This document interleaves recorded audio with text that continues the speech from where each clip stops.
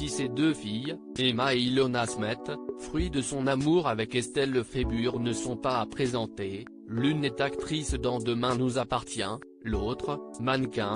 Le fils de David Hallyday est moins connu du public. Et pour cause, issu de son deuxième mariage avec Alexandra Pastor, Cameron n'est encore qu'un adolescent âgé de 16 ans. Mais dans un entretien avec le quotidien Le Parisien, dévoilé ce vendredi 27 novembre, le chanteur a accepté de se confier au sujet du jeune garçon. De rares déclarations pour lui qui, comme son père Johnny Hallyday, est d'une pudeur notoire. Et d'après lui, son fils cadet a déjà des engagements qui lui tiennent à cœur.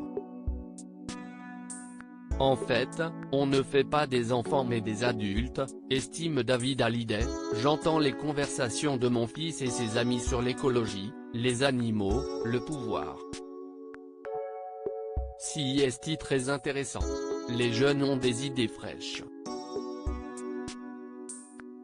Après le succès de son album J'ai quelque chose à vous dire, imprégné du deuil de son célèbre père, le chanteur de 54 ans livre un nouvel opus, tel un message d'espoir, intitulé Imagine un monde. Disque créé en plein confinement, dans sa chambre. Et alors qu'il tourne désormais le regard vers l'avenir, qui de mieux pour chanter avec lui que son fils ? Comme l'ont rappelé nos confrères, Cameron donne de la voix à ses côtés pour le titre Superstar.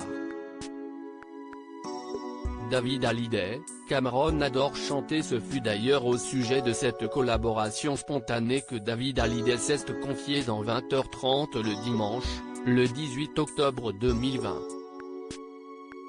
Car s'il a fait appel à Cameron, s'y est surtout par urgence alors que la France était, et est toujours, sous cloche. Il manquait des voix, se rappelait l'artiste, alors je lui ai demandé de me prêter gentiment sa voix sur un titre pour étoffer la chanson. Comme son père et son grand-père avant lui, l'adolescent possède la fibre artistique. Il adore chanter. S'y est un peu dans la famille et depuis des générations, poursuivait l'interprète de Ma dernière lettre.